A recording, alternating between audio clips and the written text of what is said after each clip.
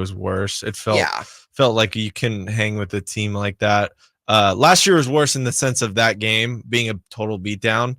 The Niners were in this one for the most part, but it just so depressing. It didn't feel like that at half. Even though the score was, Yeah. 14-10, it didn't feel like that at half because the Bengals, and this is not hyperbole, had 20 first downs at half, and the Niners had 20 total offensive plays.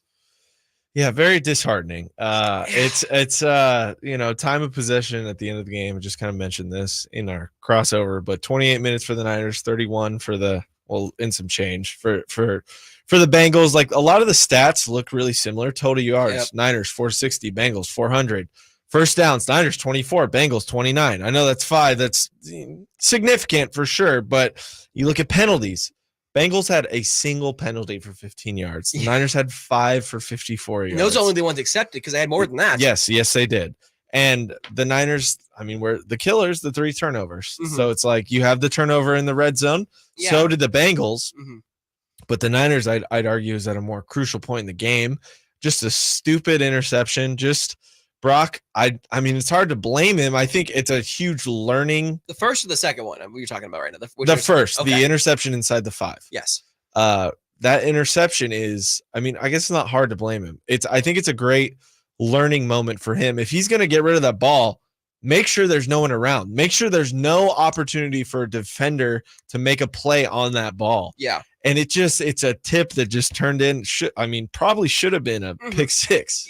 Just brutal. But Brock's trying to get the tackle, and he was pushed out. Thankfully, Jermaine Pratt was one that got that pick. So that play was a designed option play for either a handoff to the running back or a shovel pass to George Kittle, kind of similar to what the Chiefs do with Patrick Mahomes and Travis Kelce. Yeah.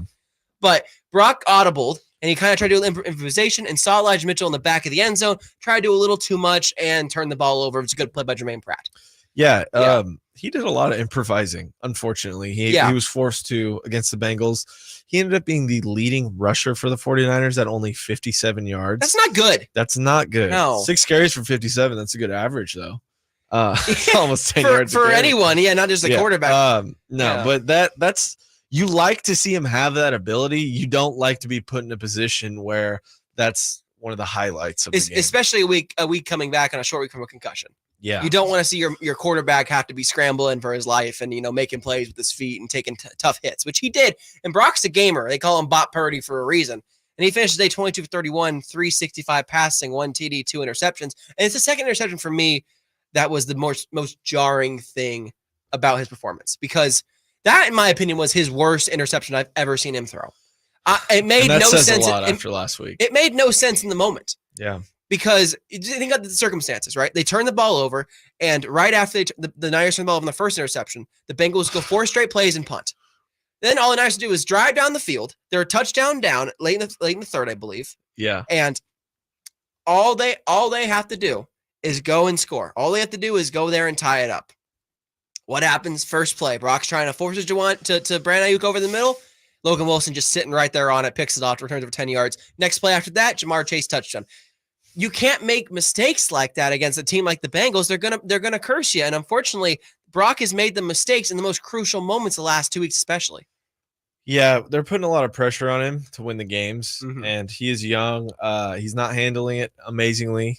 There's time for that to change, obviously, and it needs to change. Yeah. But there's a lot of other changes that need to be made first. As I say the word change 800 times in 2 sentences. A lot of change needs to happen. A lot of change needs to happen. That's what the bye week's for, though. It's the truth. That's what the bye week's for. That's what the trade deadline is for. Yeah. I don't know how much I want to talk about this Bengals game, how much we need to talk about it. It's just a sucky loss. It really is. But what sucks about it is the Niners have done the same thing, it feels like, for 3 weeks. They haven't played as a team. Yeah. They haven't played as a unit. When the offense is clicking for a series, the defense doesn't back it up. When the defense is clicking for a series, the offense doesn't back it up, and vice versa. They're not playing together as a unit on offense and defense. And I know that sounds weird because how can offense and defense play together all the time? They're 2 different units. But the Niners have been able to do that the first 5 weeks of the season. They've been able to rebound and build off of each other's performances and come out as a full unit and a full team. And it feels like, especially on defense, their heart and soul has been taken. It totally has. They're completely demoralized. I really thought the Cleveland game was I had some good excuses for that Cleveland game. I really did. It was We all did. the weather. It was Trent Williams getting hurt, Debo getting hurt, Jake Moody, exactly.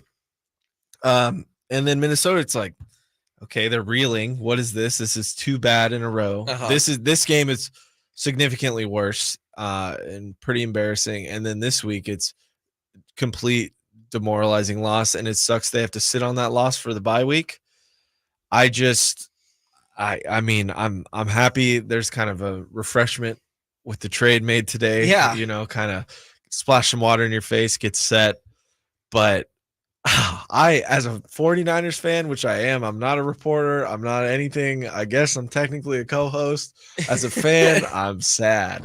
Look, plain and simple. I'm a fan of this Niners team. I'm not a fan of the Niners per se. I'm a fan of this Niners unit because I like good football. I like covering. You cover them. It's I like covering teams that are winning. It's fun. It's more fun to cover teams that are winning. I feel like as a reporter, you get better sound bites. You just have more fun doing it because the team is winning. The people are happier. Generally. Yeah, they will be more quotes and stuff. It's harder to cover the losses. And while it's part of the game, obviously, it's still harder to do it. But what hurts me the most and why I've been kind of arguing with other Niners media members, and we'll have one on coming on in the next segment.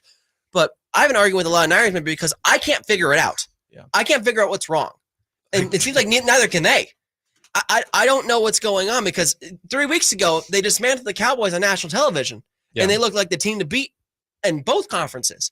And now 3 weeks later, it looks like they lost it's like watching a parody movie over and over again and thinking that you're watching the actual film. And you're like, when's the real film going to start? Yeah. Like watching Scary Movie over and over. Yeah. Like Scary Movie 1, 2, 3, 4, 5. Yeah. Being like, when do these get scary? Yeah. When do these get scary? Like, is there ever going to be a treat or just get tricked? Yeah. There's so much trick or treat right now happening on Halloween, obviously.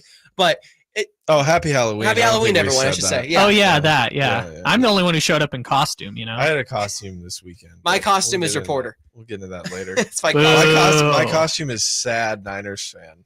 A lot of people are wearing that costume. Yeah. Anyway, look, this team just isn't playing like a unit. And I don't know who's to blame here. Is it Steve Wilkes? Is it the play call and the players? I can't tell you, but Fred Warner said something really obvious. And he goes, talking about Steve Wilkes, obviously. Steve Wilkes, a lot of blame right now, going from the box down to the floor. Does he have to move? Does he have to do different things? Switch up his approach?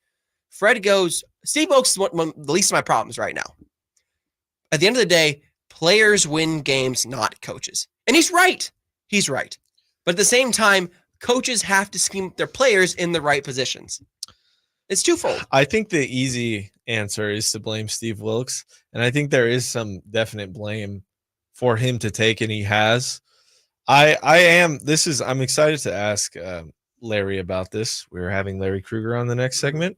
I want to see what he thinks this issue is, because are you talking defense specifically right now, Amil? Is that kind of, because I feel like everything is stemming from the Niners not having a run game, which has been the identity of Kyle Shanahan this whole time. Yeah, because the run game is demoralizing for another team. If you can run it down their throat, it's brutal. I thought this team have a brutal run game, and then now we've opened up the passing game with Brock.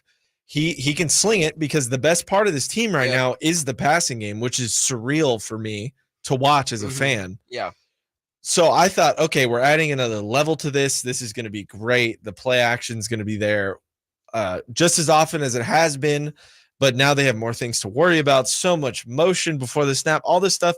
I really think everything stems from the Niners establishing a run game, and I do think that goes over to the defensive side too, because they're on the field so much more. Yeah. And they're being ran so much harder and more often. I mean, just looking at the possessions for the Bengals, they have, I'm just counting it right now. 1, 2, 3, 4, 5. They had 5 possessions of 7 plays or more. Yeah. That's not good. That's not good. That means more Vikings time on had a similar stat too. Yeah, similar. I can't name it off the top of my head. It was about the same number as well. Yeah. You cannot let your defense be, no matter how good your defense is, you can't let them be on the field the whole time. They're going to get fatigue and gas, and especially with Dre Greenlaw, who needed this week off because he is banged up. Oh boy, let me tell you, he's laying down after almost every play. Oh, it was brutal. I've never seen. It got so bad. Joe Mixon, after one run, pointed at him on the ground. Yeah. When has any player ever pointed at Dre Greenlaw and said, "Ha ha, I got you"? Ugh. Joe Mixon did Sunday. And that's just a fatigue thing. That's just being tired, being worked so much. This Niners team is built like a super team. They have all the same players, but sometimes they faltered. And this season, it's been mid-season slumps, not the start of the season slumps like it usually has been. It's such a conundrum for me. It's a good word. UC Davis. There you go. Stepping in. My degree finally doing something for me. First time for everything. Professional broadcaster Nate Littlefield. Yeah, here. Never thought I'd be here today. Thanks, folks. I'm frustrated to say the least. I'm demoralized as a fan. I'm just confused. I think your point was right about Steve Wilks, though, Nate, because like I said this earlier, if you take the exact same results of the defense for the 49ers and say they're 6-2 instead of 5-3, like people are not having the same reaction about Steve Wilks. Like it's the easiest thing to point to because it's been 3 in a row, but like there have been other issues, namely guys not being healthy and the secondary kind of regressing just because of the opponents that they've played, not necessarily anything they're doing. There's questions too about them running the wide 9 defense and not being able to stop the run, because I believe they're 29th or 28th in run defense. They're bad. The wide 9, by the way, if you don't know, defense is where you take your defensive end and stick them out like 2 spots farther than they should be, or not where they should be, just where they normally are. So that the Niners been running a lot of that, and if you don't do it right, you get gashed because now there's a huge gap in between that the running back can go through, and it's just messy. It's really messy.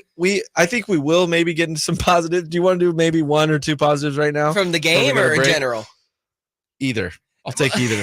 I'll take either right now. Well, from the game, I think Brock Purdy played very well in the first 4 minutes of the game. Yeah, I think Brock Purdy played very well and kept them in the game for a lot of. He was making some wonderful throws, at a beautiful layer throw to Brandon Ayuk in the corner, as well as making those beautiful darts, both to Kittle, both up the seam before the end of the half, and then one over the middle as well for about 25, 30 yards.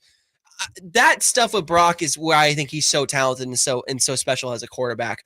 Yes, he needs to cut out the turnovers, but like Fred Warner has said, Brock is the least of his concern because Brock has the right stuff. Yeah, I'm not worried about Brock either. I think the youngness factor comes in. I think you got to give him a little bit, right? He's 23. You got to give him a little bit. We got to give him a little bit of leeway. He was pretty amazing coming in. Yeah. He's kind of playing a different game this year. He's getting a lot more comfortable. And when you get more comfortable, you do make mistakes. You do. I know personally from this job I do here, the more comfortable I've gotten, the more mistakes I make. And I'm not trying to compare being a show producer to being the quarterback of the San Francisco 49ers, but I just did. So, if they're pretty similar. I'll mention a positive right here before we go to break, though. The Brock to Kittle connection looking pretty deadly. I'm liking that. Kittle 9 yards for 149 coming in. Pretty important moments. Getting him back in the passing game, essential. Yeah. Essential, and makes me happy. It doesn't have to be every game. No. You can have 30-yard games, like 2 catch, whatever. But them building chemistry, extremely important. Extremely important. So, well, Brock and Kittle definitely have a lot of chemistry. They were very good down the stretch last year, I believe, scoring in like 4 or 5 straight games to end the season. They were on fire. That connection, it kind of went away to start the year because he would need in the run game more so. But now that the Niners are struggling offensively to get yards, especially with them not running the ball very well, Kittle has to be more used in the passing game. Did you see that jet sweep they ran for him on 3rd and 1? That was the Minnesota. Was it Minnesota game? That was the. I'm pretty sure. I think it was a Minnesota game as well. Yeah. It was just. I want to see more of that. Yeah, like more just creative. Get Kittle in space. Yeah. Exactly. He doesn't have to catch it. Yeah, get him in space. I agree. I love the creativeness Shanahan or creativity Shanahan has in the offense like that, and I don't know. I want to see more craziness. Yeah, absolutely. I want to see more creativity too. I think Kyle's gotten spooked a little bit in his play calling, but we're going to break down more of the Niners' Week 8 loss and where they're at going into the bye. Additionally, it was trade deadline day, and we haven't talked about it yet, but we will after the break. Niners got Chase Young, a huge addition on the defensive line. We're going to have a special guest coming on as well. Larry Krueger is going to be joining us very shortly here on the Return of the Empire show. So yeah, Return of the Empire, Mil Fergoso, Nate Littlefield, Kyle Ledbetter, and the ones and twos. We'll be back after this break. Look at you, professional host Amil, hitting the break time exactly correct. I'm just doing it, man. Impressive. For your guys' sake, Larry's hanging out in the chat. So once we come out of this break, we'll bring him in. Wonderful. How long is this break? 3.5 minutes. Okay. Cool. Yeah. Awesome. We bring him in. Appreciate Larry. So yeah, we're having Larry Krueger on today, guys. Everyone in the chat. Just going through some of the comments. One I do have to address is Jess's comment. Mills Costume is a Sonics fan. Oh wait, that's good. Jess, listen tomorrow. Listen tomorrow Let me morning. speak up for Emil. Emil, let me take this one. Go for it. Emil made a mistake. Okay, he needs to be forgiven. Jess, listen to the Carmichael Dave show tomorrow. I'm gonna address it. He's gonna address the situation. He feels really bad. I took it to heart. It was, he got rattled for sure. He got rattled pretty bad. He told me a little story. It's not my place to share that, but maybe he will tomorrow. Who knows? Okay. We got to give Emil a shot. Everybody. I need to hear this tea after the show. Yeah. I need to know. I leave for a day and it sounds like everything's falling apart. We have controversy. Look, Dave fooled me because Dave wore his lime green shirt. Listen. And then asked me about the Sonics and I got confused. Listen, what you can't do is blame Dave tomorrow. You can't blame other people. You got to take all the blame yourself. No, I'm going to sarcastically blame him, but it's on me. You got to be careful. They're going to bring up the money thing too. You got to be careful with that. I put the egg on my head. I made a mistake and I will address it tomorrow on the 9 a.m. spot with Carmichael Dave. So the rest of the chat is talking about Dory Jackson. Did you see that? I did. What about Adore? I was saying somewhere between Steve Wilkes and Hawaiian barbecue. Yeah, that seems. Well, we got to address the Adore thing though. Do you want to do that right now? So the Adore Jackson thing was from a fake account. Just want to say that a lot of people got duped as well. I got duped as well. It was on a fake account. Don't believe that. I do believe they were in front of the corner, but I do believe it was going to be Jalen Johnson from the Bears, but they couldn't get the deal over the line, so they moved off. Jalen wanted too much of Jalen Johnson. Jalen Johnson wanted top dollar money. It wasn't going to happen. So people got fooled by a fake Twitter account that said Adoree Jackson was going to the Niners? Yes. It said that he was supposed to. It said that the Giants and Niners had a deal in place, but the Giants didn't submit it in time for the league office. That's funny. Which felt really real, actually. Yeah, that felt like something they might do, like the A.J. McCarron trade from a few years ago. If any NFL team would make a mistake like that, it's the New York Giants. I guess the Giants are like the new Bengals, right? That's kind of their reputation. They're the Bungles? The Bungles, yeah. I don't know. Maybe the Broncos are the Bungles. It's either the Broncos or the Giants. Yeah. And then the Hawaiian barbecue stuff. The best Hawaiian barbecue I've had in Sacramento is at J&J's off Madison. They make a scrumptious, like combination plate of short rib, katsu, barbecue beef. Oh, $15, dude. You can get all the food in the world. Yeah, I should do more Hawaiian barbecue because it seems like you get a lot of food for not a lot of money, and that's kind of my That's your jam. That's my jam. Spot in Davis. Did you ever go to Tim's Hawaiian? I did one time. Yeah. I like that. I would go there a lot in between classes. Yeah, I would go to Alibaba's right down the street. Oh yeah, wow. I would do that. That whole strip with like quads too. That whole little. Yeah, I would do some damage. The Fifth and U. I gotta check out Davis food scene a little more, I guess. Yeah, there's a steakhouse I want to go to there too sometime. Nice. All right, we got like 15 seconds until Larry joins us. So wonderful. Yeah, if anyone in the chat has questions, drop them in for Larry. Please do.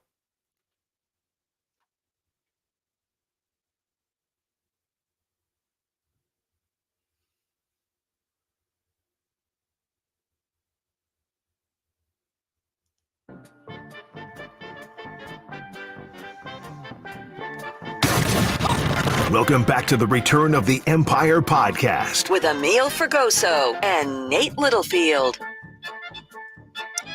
Back again, Return of the Empire. Emil Fergoso, Nate Littlefield, and we are talking NFL trade deadline. It was a big one today. The Niners were involved, and joining us on the Return of the Empire show is Larry Krueger. Larry, how you doing, my guy? What's up? What's going on? What's up, Larry? It's nice to talk to you. I'm Nate Littlefield. Nice to meet you. Informally, I guess. Well, thanks for having me on, guys. What's going on? I've been hanging out in the green room, eating all the food, and we got a lot of good snacks in there. Yeah, man, I destroyed that place, man. I crushed that green room, man. I gotta ask him something. I'm so sorry. Yeah. So it's Halloween, Larry. How annoying is it to have the last name that you have? Around this time of year, do people just harass you? It was nothing until Nightmare on Elm Street came around. It was, which then all of a sudden that movie became kind of a cult following. Now, I'll usually get it at the gas station or something, Yeah, I bet. Yeah. All right, so we're talking trade deadline, and obviously we haven't brought this up yet, but the Niners made a huge trade for star defensive end Chase Young. Trading back a compensatory third-round pick for Chase Young, now a part of the 49ers, a former number 2 overall pick, very, very talented player. What's your overall reaction to the Niners trade deadline today, Larry? Well, I mean, I think they had to do something. I mean, they were, this team is just, the 49 through 8 games, the non-Bosa defensive ends. So that would be Cleveland Farrell, Drake, Jackson, Kerry Hyder, Gregory. That quartet's got 5.5 sacks and 22 pressures in 8 games. So they had to do something. They had to do something because, why it makes no sense to go spend the kind of money you spent on Nick Bosa and Javon Hargrave to not finish the deal. It's just too easy for offensive lines to slide their protection towards Bosa if you're going to be weak at the other defensive end spot. So I don't know that you needed somebody as good as Chase Young, but I'm glad they got him. And, the bottom line is the Niners, I think, ranked like 24th in pressure percentage and 18th in sacks. And that ain't getting it done when you see the kind of money that, that they're spending on their defensive line. So I like it. I think it's a smart move. Well, Larry, we got Larry Krueger of the Krug Show on YouTube here with us, joining Return of the Empire. I wanted to ask you about the Niners secondary. You had a tweet yesterday just kind of listing a bunch of things that you think the Niners should do or could try out. One of the things you listed was playing Jair Brown at safety. Right. And I'm curious, who would you be replacing Tashawn Gibson? Is that kind of the idea there? Well, I mean, I actually kind of think that you might have to replace Hufanga. I mean, Gibson is the deep middle. He plays that center field, and I think Jair could play the deep middle. But I actually think they need to be stronger against the run as well. So it really, I think Jair Brown has got kind of a varied skill set. So I think he could play at either spot. I think he could play the deep middle and cover the ground, but I also think he might be really good in the box. So to me, it would be like, play this guy a little bit more. And if you got to play him in both spots at times, play him in both spots. But I was thinking originally about, get Gibson off the field because I don't think Gibson's really good at anything. I don't think he's great at coverage, and I don't think he's great in the box as a hitter. I think he's a center fielder who plays the deep middle, and if there's an errant pass, he's got sticky hands, and he's got 30-something career picks, and he'll get his hands on it, and he won't drop it. And he was like the anti-Tart, right? And it's worked out to some degree, but I mean, Tart was better against the run than Gibson is against the run. So, I just think I'd like to see Jair Brown. I think Jair Brown's fast. He's physical. He wants to run into people, and their run defense right now is just, it seems like it's Greenlaw and Warner and just a bunch of guys standing around. Yeah, and you mentioned that Talanoa Hufanga could be the one as well. Do you feel like he's kind of regressed this season after coming on strong into an All-Pro last year, or maybe even Jair could even play in that Jimmy Ward role as a nickel kind of hitter in that spot? Is that possible for him even too? Well, I don't think there's any question that Hufanga, people see the hair and he got the early All-Pro and they're like, Palomalu, he's not. Yeah. He's a nice player, but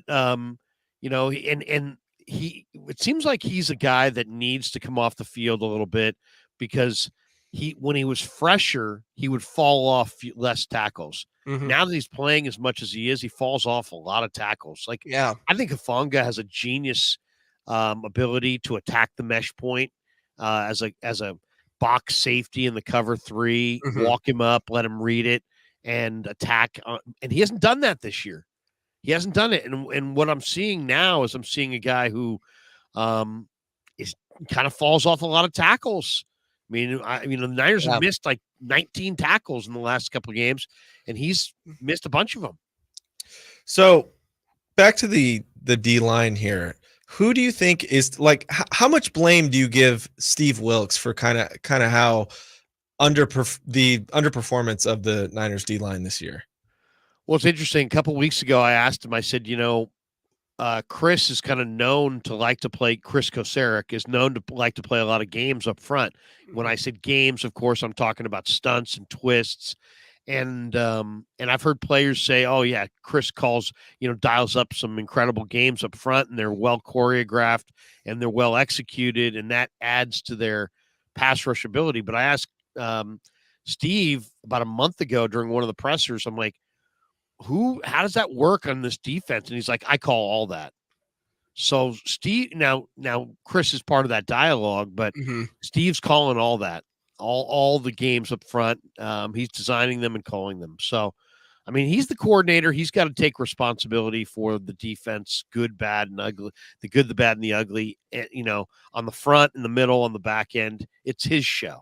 It's his show. So if it works, he gets the praise, and if it doesn't work, it's his feet that are held to the fire. Yeah, me and you, Larry, we were on that conference call on Monday, and Kyle had mentioned that he was going to talk with Steve this week about maybe moving from the booth down to the sideline, similar to how D'Amico did it last year and Robert Saleh before that.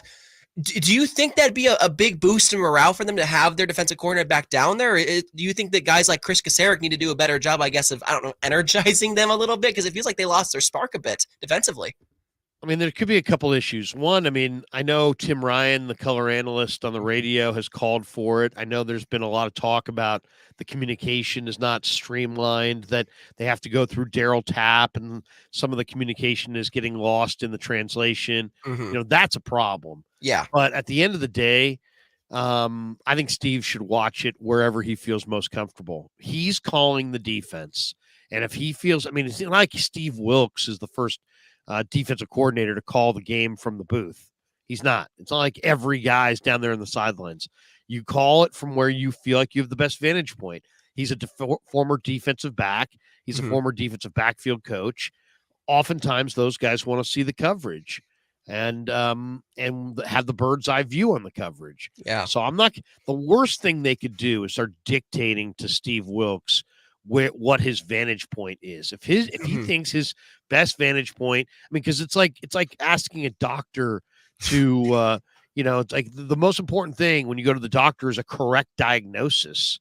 So if the doctor needs a certain vantage point to view the patient, the last thing you want to do is force him into some vantage point that you think is better, that he doesn't think is his best spot. So I think Steve needs to be where he's most comfortable. They just need to work on the communication and make sure that there's some dialogue and some open dialogue and some, that there's ease of communication, not just between Wilks and Warner, but Wilks and his entire defense throughout the game. Well, Larry, let's jump to the other side of the ball here. I want to talk offense for a minute. The Niners' identity really offensively forever really has been run first, right? Run first team, and the run is just not working right now. It hasn't been working for the past few weeks.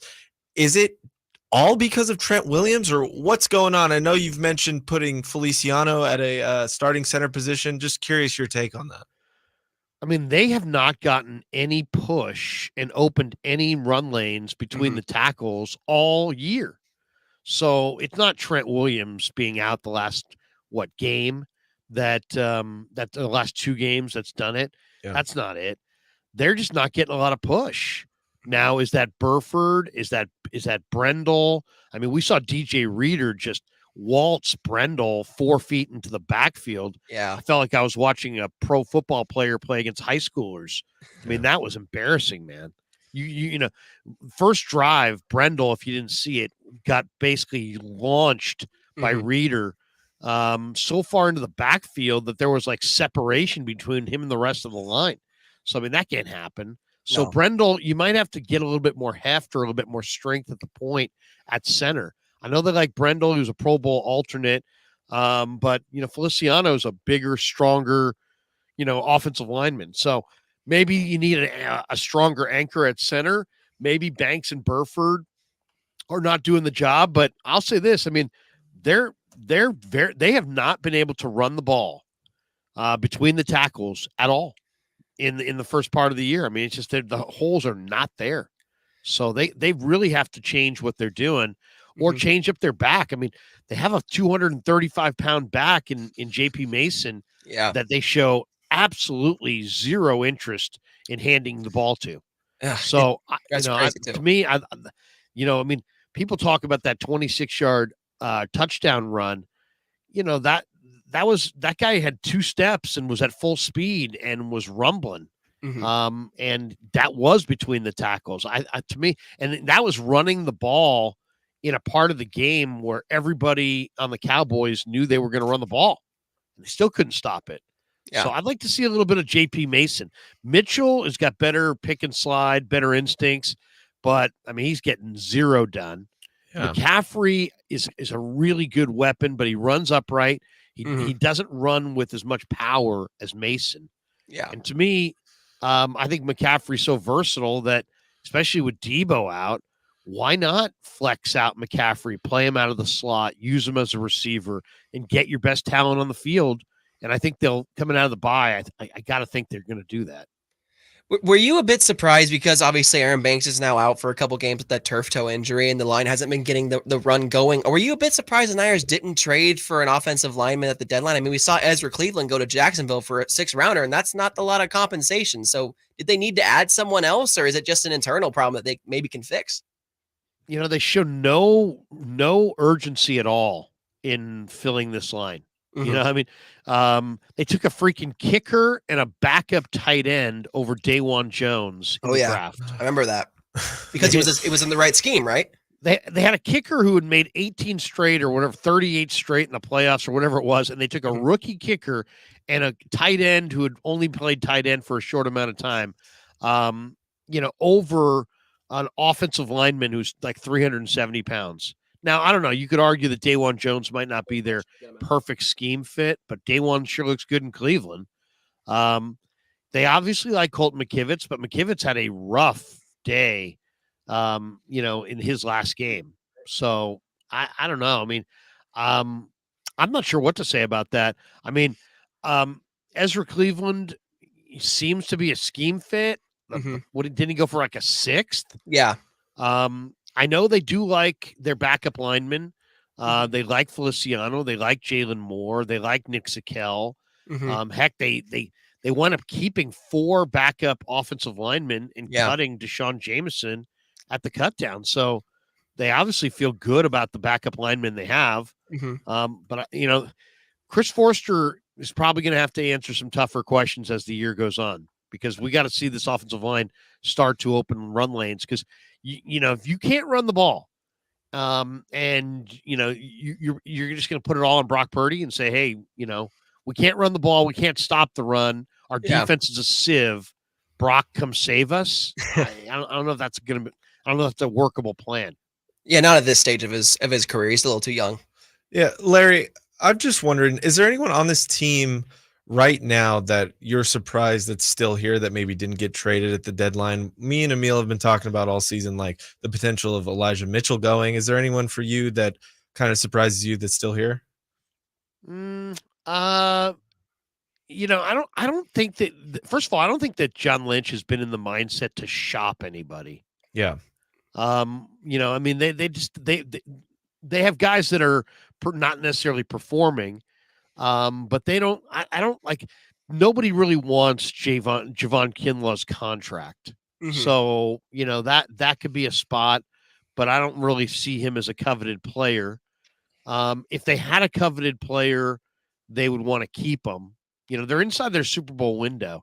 So I think, you know, John Lynch has really, his whole mindset with the trade deadline is all been about adding. I don't think there was too much talk about subtraction. Now, I have heard in the last couple of weeks that they're kind of dissatisfied with Drake Jackson and feel like his work ethic is just inconsistent. You know, I really like Drake Jackson as a player. They invested a 2nd-round pick in him. I like him as a guy. He's a great interview, gregarious young guy. He ain't getting anything done right now. Yeah. For sure. Yeah, absolutely. Well, Larry, we appreciate that. That's all the time we have today. Larry Kruger, the Krug Show on YouTube. Go check him out over there. Larry, Pig in a pickle too. Pig in a pickle as well. Thank you. Thank you for being on, Larry. We appreciate you. And I'll see you next week after the bye. Sounds good, man. Thanks for having me on, fellas. Of course. See you, Larry. Thank you.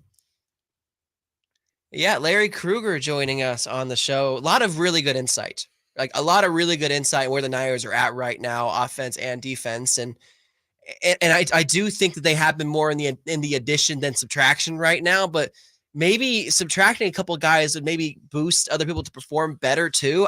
I don't know what the answer is. You know, I don't know what the answer is. And it seems like it's all over the place to try different things.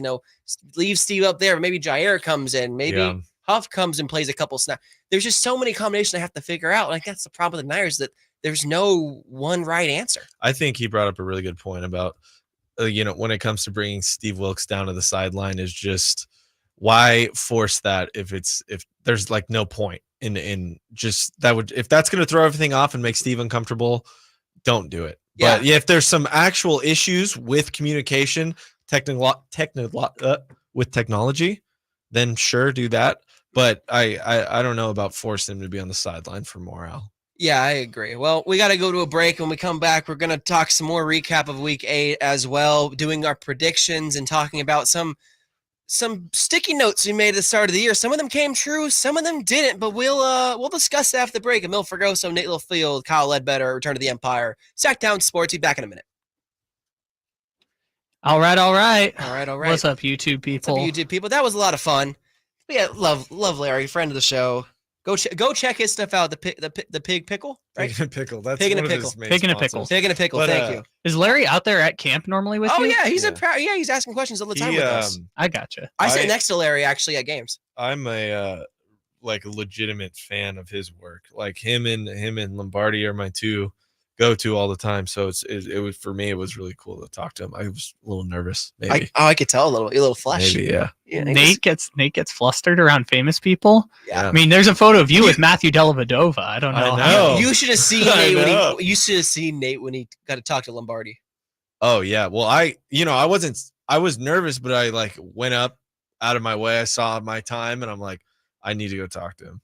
That's interesting that those are the guys, because you've met like Armstead before. So like, that was weird, but it's like, I've been around this is weird to talk about, but like being around all the Kings players and stuff, it's cool. It's really something different about the Niners for me. Look, I get a little bit, I don't say starstruck, but I get nervous talking to athletes one-on-one too, because I don't know, I'm very outgoing on air, but when it comes to uncomfortable environment situations, I get really shy. I like kind of shell up into a turtle a little bit. This is the thing we laugh about with Jason Ross, because he's like so articulate on the air, and then he gets into like interviews with players, and it's just like the most generic questions, rambling. Like it happens, man. It can be intimidating to interview when people. It's just you one-on-one with someone. You try to be perfect, and when you try to be perfect, you can slip up sometimes. I try to make people laugh too, and then that airballs a lot and just drops hard, and that can be funny for me, but in a situation where I'm trying to build a relationship, it gets that's comedy though, right? Like just laughing. Sometimes you got to know, like, just throw out a joke, and if it bombs, just the first thing I said to G-Man when I talked G-Man? to him, What'd you say? doing a Kings game. Oh boy. Well, how much time do we have, Kyle? A minute. Okay. First thing I said to G-Man, Chris Verlad was teaching me how to run the Kings game, and I got to talk to G-Man. Legend, love G-Man. Like, obviously listen to him forever, so cool. I'm like, oh, I get to work with him, this is so cool. And I'm talking to him, and I'm like, oh, G-Man, I've been a fan forever, it's really cool to work with you. And he's like, oh, temper your expectations or something. And I'm like, well, G-Man, my expectations are really low, so it's all good. And Chris laughed so hard at me. He's like, you can't say that. And I was like, oh no, I felt bad. But I think me and G-Man are you and G-Man are good now. We're buddies. Yeah. I'd say. I met him one time at the game, and I showed up wearing like green pants or whatever. I was like, hey, G-Man, it's me. I've been talking to you all this time. I was a little starstruck last week when we had Jerry Reynolds in. Yeah, you said you were excited to meet him. Jerry's one of my guys growing up. That's why I got into the We're coming back in 5. Cool.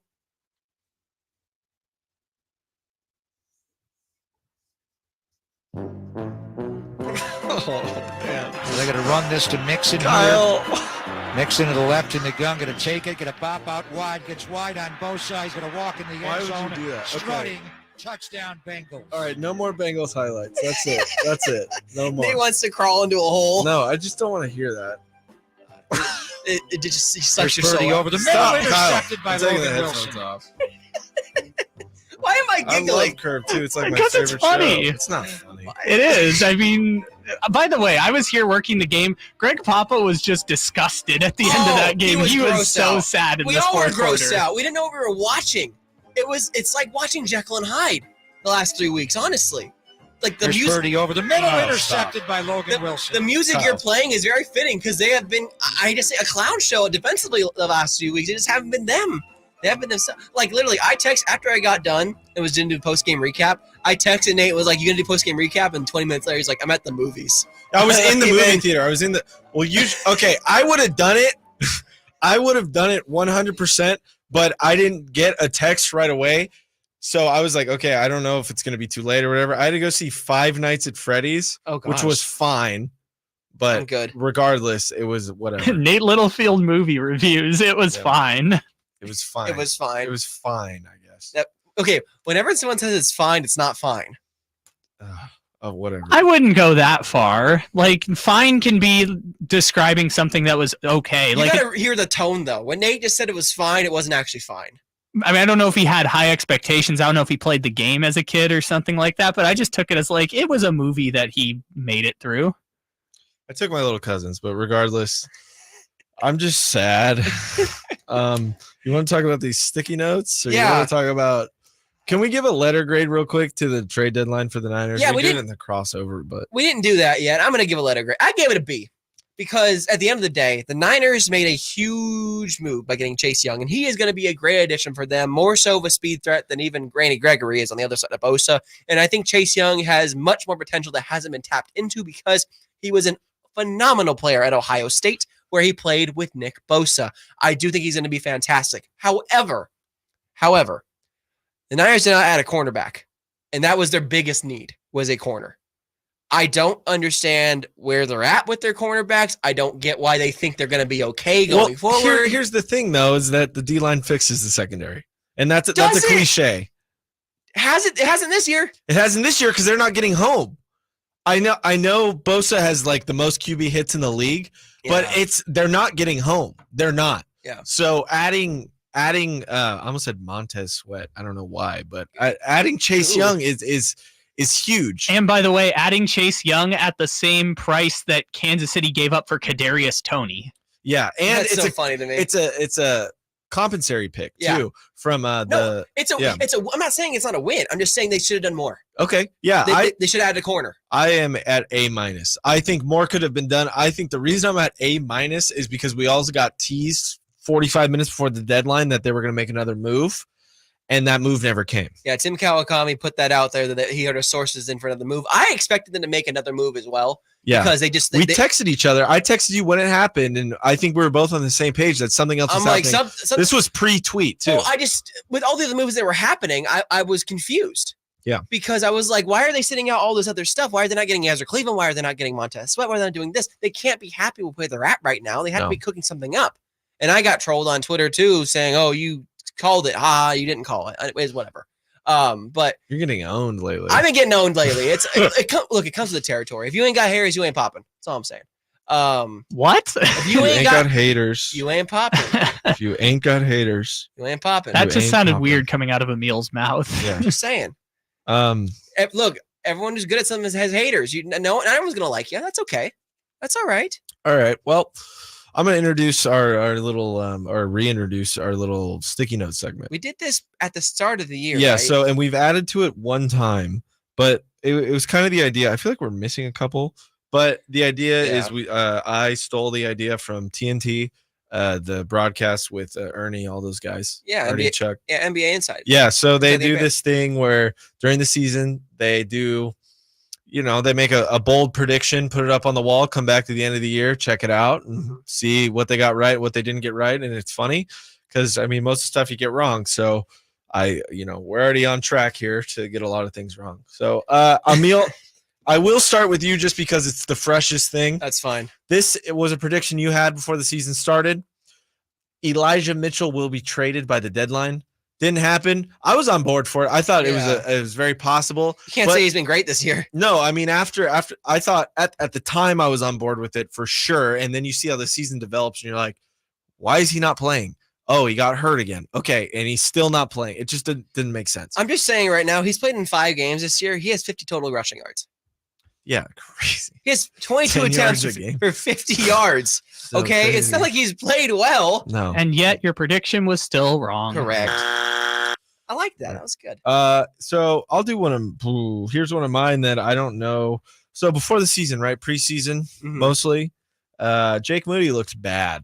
He was a big concern for us. Yes. I'd say he was concern number 2 behind the quarterback fiasco. Speaking of ghosts, Sam Darnold, seeing ghosts, whatever. Anyways, no way. Hello, darkness, my old friend. Yeah, but anyways, my prediction was Jake Moody will not be kicking for the 49ers by the playoffs. And you know what? Unfortunately, that is back on the table. It was off the table for the first 5 weeks. It is back on the table. Oh. I mean, he's that's a pretty key misses. Yeah, he has. And he's gotten us a little scared and a little rattled. I definitely think it's a possibility. I don't know what it would take for them to cut him. Oh yeah, I mean, it would take. I'm Like, just saying it's on the table. Does he have to implode? Like fully implode? Like what would that even be? Would I that don't be know. like missing every kick in the game? Jeez, I don't hate to talk even this want way. to. Yeah, no. Yeah, But it's on the table. I disagree. I think he's You going think- to be in the playoffs. Well, I think he will too. I think he's but gone I'm- through the fire now. Yeah, I think he will too. I hope I'm wrong on this one. This was just I had to make a bad prediction. He actually kicked very well week 8. So Okay. Yeah. Well, here's another. We'll do one more bad one for me. Another bad one. I said that Cleveland Ferrell gets 6 or more sacks this season. I believe he has 0 or half a sack this year. I think he has more than that.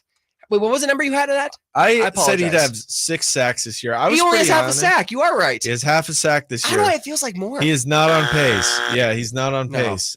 Maybe with the addition of Chase Young, if he's playing opposite for some snaps, he can get in there. He's been actually pretty good in some crucial spots. He was the reason why they has. got that turnover. It was Cleveland Farrell that forced that ball out from Irv Smith Jr. there on the turnover in the third quarter. I think Cleve's played better than what his stats say, but I do think he's not going to get 6 sacks. Yes, I don't think so either, but I was pretty high on him. Now he's just a guy. But Amil, you said the San Francisco 49ers will win 10 games and barely win the NFC West. Man, Unfortunately. 3 weeks ago that was not the true, No. but now it is. Yeah, I think they're an 11-win team. I think 12, but yeah. Yeah. Wow, I thought you were going to stick to your guns with 10 because 10 seems like in the realm of possibility. Maybe 10 then. Yeah. Fine. Both of them are. They both are. I think between 10 to 12 is where they're at. I don't think they can win more than 12 games. It all depends on the Seahawks games, right? It does. And I do think they win at least one of the Seahawks games. Yeah. I don't know. It's the way one to the home one, but I think they win at least one. Well, 1-1, that's might not be good enough to win that division. I mean, some stuff's got to break. But they their also way. got the Cardinals again, and they got the Rams again too. Yeah, no, they're going to have some wins. The in there. Rams It's have just- already beaten Seattle, correct? But the Rams also Stafford's hurt. Yes. Yeah, yes. but the Rams did beat Seattle week 1. I want to True, say. but I'm just saying in terms of Uh. divisional games, they're probably going to win out the rest of the games. I don't expect them to lose any other divisional games. Maybe one to Seattle, but that's it. But tiebreakers, woo, tiebreakers. True. I do think Seattle will slow down a little bit, and the Niners will squeak by and win this division. It will be close. I think Seattle implodes and they lose every single game ever, always. That's my guess. That's not biased at all. No, I hate them. Jeez. All right, Emil had a Brandon Ayuk take a few weeks He ago. That I does, don't yeah. know what we're, happened. We're getting there. We're getting there. Yeah, I did. We're gonna go back to me and Mr. Narcissist. I said Brock Purdy would be a Pro Bowler, and that I think is on the table, right? Brady Pro Bowler? Yeah, Not alternate, just one of the top three. Like a straight Pro yeah. Bowler? Kirk Cousins is out now, I'm trying to think. So Jalen Hurts is probably going to be a Pro Bowler. Yeah, in the Jalen Hurts NFC. is a Pro Bowler. so I think competition becomes like between him and I'm just Dak, trying to think who the Goff. other one is. Goff. Goff is definitely a Pro Bowler. Okay, so we got Goff There's and two. Hurts. There's two. So Then, it's between Dak, Purdy, and I mean, last year's Pro Geno. Bowl, Geno, not Geno. versus Brock, right? I think Brock's been Geno better. did win Comeback Player of the Year last year over Christian McCaffrey. What did he come back from? Yeah, I know, Sucking. just being bad. Just yeah. being bad. Um, Geno Smith came back from sucking. From getting So- punched in the face 8 years ago. like I mean, I think Derek Carr. I don't know. No. Yeah, it's like- yeah. Don't. Let's Yeah. not. I don't want to go to that route, please. Okay, we won't It's go. probably that route. Prescott or Yeah. I think Brock. I think he does it. I Yeah. think he. I'm staying on You that. I'm stay- staying on sticking that to it. train. Okay. Staying on that train. Okay, here's your Ayuk take. Ready? Yeah. Ayuk will have more receiving yards than Debo, and that is factual right That is now. factual. That's That is not even factual. a joke. Yeah, I should have snagged the stats before. I'm looking at it right now. Brandon Ayuk has 620 receiving yards. How many receiving yards Debo has? 302. Ugh. That's 300 difference. Yeah, I don't think he's going to catch It's him. been a couple. Really? Yeah, and he's missing. He's missing. Missing games. At least till week 9. He'll be back after the bye. You think for sure? Yes, I feel very, Okay. very confident Okay. actually. That's good for my fantasy team. Good. Yeah. All right. So that one. Brent Ayuk is the best route running wideout on the team. I'm not saying he's wide receiver number one. I might be wrong about that. He's the best route running wide receiver. Yeah, and that's not a hot take. I don't think at all. No. We're doing okay on these. These are okay Because we're kind of smart. I'm not. I'll do another. Well, okay. One of me here. Christian McCaffrey will have the most TDs in a season he's ever had. I think he's on pace. I should be looking at these. I'm looking at it right now. He's got 9. Yeah. He has 9 rushing TDs. Yeah, and he has what, 4? His career high rushing TDs is 15. Is it? I'm thinking, Yeah, I think 15 in the 2019 season. Oh, I thought it was 19. Oh, rushing TDs. I apologize. Yeah, just rushing. How many all-purpose TDs? 19. He's at 13 right now. Yeah. He's gonna break. He's that. gonna break that. So that's. And I know they got the extra game, but he's gonna break that. He's okay. And then Amil, this is your last one so far, halfway through the season. Fred Warner will have 3+ interception. He has 1 so far, correct? No. Fred has 2. 2? Fred has, I believe, 2. Hold on. Hold that thought. Fred has 2. 2. Thank you. 2. I thought it was 2. I thought it was 2. One against Dallas, one Cleveland. Yes. Okay, one against Cleveland. Yes. It's easy to forget that Cleveland. I was trying to remember what the other one was. Okay, so looks like you're gonna get that. Hopefully, you hope. Fred's been really adamant about this year, though, of He's getting been turnovers. the best part of our defense by far. I know. I look. Fred has not played up to his standards either the last 3 weeks, but this is not all on Fred Warner. Oh my God, Fred Warner is the heart and soul of this team, and while the defense's heart and soul has been taken the last couple of weeks, Fred Warner will admit to himself and I guarantee you right now, taking this bye week to heart and is watching game film like religion. Yeah. Well, you know what? We got a couple minutes here. Let's do another sticky note. Let's do one. Let's add one more to the mix. I don't know. Do you want to go first? Do you want me to go first? I think I'm going to do something with Chase Young here. Oh. Yeah. I like this. I think Chase Young has 5 49ers sacks this year. So he'll end the season with 11 because I believe he has 6 right now. Okay. We're just looking at his PFF. Okay. So I think, Kyle, do you have sticky notes back there? I can get them. I think there's some back there. Do you mind writing that one down for me? Chase Young has 5. So this isn't good for my Cleveland Furl guess. This one is definitely a hot take too. I've already given up on the Cleveland Farrell one. Yeah. Oof. But yeah, that's my take. Do you have any hot takes you want to get out right now? I do. Oh, you do. I do. Fancy voice. Wow. And it's gonna contradict yours. Okay. Wow. Chase Young is the new 49er. And he technically leads the 49ers in sacks. He has 5. The rest of the leaders are Javon Hargrave, Nick Bosa, and I forget who else for 3. I think it's Eric Armstead. I will say right now that Nick Bosa returns to form after the bye week and ends the season as the team leader in sacks. Okay. And what is he at? 2.5 right now? He's at 3. 3 right now. He's 2 behind Chase Young. That's my bold prediction. Is that despite adding Chase Young, Nick Bosa will come back to top form and he will end the season as a team leader in sacks. Okay. I like both of these. Both of them.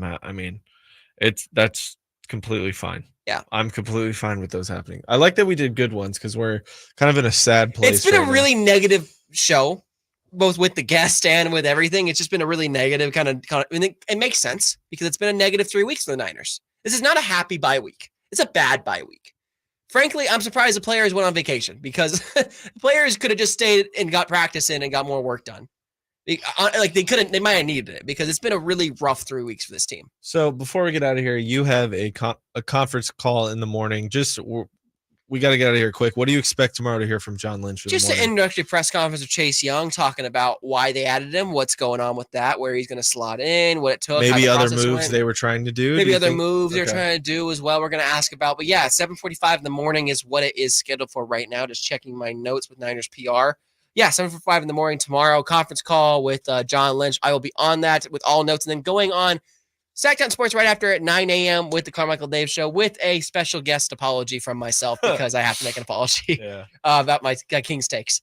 But anyways, that's it for the return of the Empire for this week. We'll be back next week after the bye. No game to preview, no game to give prediction because there is no game for the Niners. But we'll have plenty to discuss after this going into Jacksonville Week 10. And until then, Amil Fergoso, Nate Littlefield, Kyle Ledbetter, we appreciate you always, my guy. Thank you for returning. Everyone, thank you in the YouTube chat. Thank you for listening. We appreciate and love all of you. Have a great rest of your Halloween and be safe out there. Trick or treat. See ya. Well done. Well done. YouTube, thank you for chatting with us. Sorry I Yeah. didn't get too involved with you guys today. I got distracted. We had a guest too. You got distracted yeah. by all the fun buttons and sticky notes. Tin, Yeah, Alex, we're gonna shout Manny, people out here. too, Manny, just yes. everyone, yeah. Jess shouting you out as I well. appreciate you guys. We appreciate everyone. Yeah, Yeah. We really do, it's guys. nice. I really. Thank you all so much. And if you want to see me make a fool of myself tomorrow at 9 a.m. on Sacktown Sports, I will be doing that, making a public I apology. think it's gonna go okay. It's gonna go well. You can't. They're gonna come after you. They're gonna poke you, and you have to take it. No, I deserve Jason, it. yeah, Jason and Dave are gonna come after you, No, I deserve it. and it's gonna be subtle because Dave will be like, it's good you're here, Emil. And then he'll jab you a little bit. So you gotta like roll with it. You got Look, Dave tried to get me for many, many months before, and the only time he got me was when I got myself. I shot myself in the foot last week. It I'm was just my trying fault. to help you out. No, Listen. I know. Listen, I had my mother on the Carmichael Dave show this morning. That's so ballsy. What? Yeah, you That's didn't hear ballsy. that, Kyle? My mom was No, on I for did- a I- whole segment today. Why? He's crazy, right?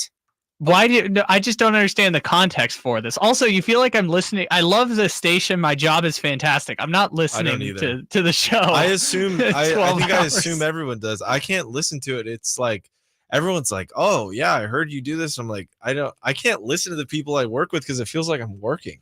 It's just too much time. Like I love the people who are here from 6 a.m. to 7 p.m. Like Manny, too legit, man. You are always here for us. Yes. Uh, Tin, always here.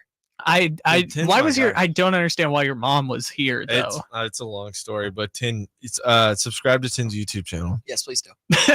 That unrelated to your mom showing up on the morning show. Yeah, well, it had to do with like a play, and Yeah. So Dave wanted to talk to my mom. It was weird. So you called your mom and okay. Yeah, I called her in the break. he willingly had his mom come on. I called her air. in the break. She was all nervous. And I'm like, they want to ask you a couple questions about my childhood, about this play I did as a kid. Just come on, just go. And then Dave brought her up. Just warning signs all over for this, and he did it anyway, and it went well. apparently. Why are you so nervous about having your mom on? My mom likes to embarrass me at any moment she can. My mom got me too, but it wasn't that bad. Like my mom, I grew up. My mom, I can't go to the mall with her anymore because she used to push me into like crowds of girls, okay, or like that's- introduce me to. Do you know my son? Like she used to do that stuff. Okay. Yeah, see, if Yeah. my mom did that, it's game over. Yeah.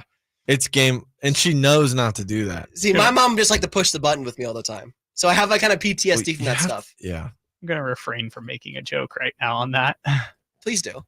I'm gonna refrain. I'll tell you off air. Sounds good. Anyways, YouTube chat. I Thank don't you want so much. YouTube recollection of this. Thanks, you too. YouTube, thank you so much. Yeah. We'll be back next week, same time, same See you place. guys. Sacktown Sports. Love you all. Peace.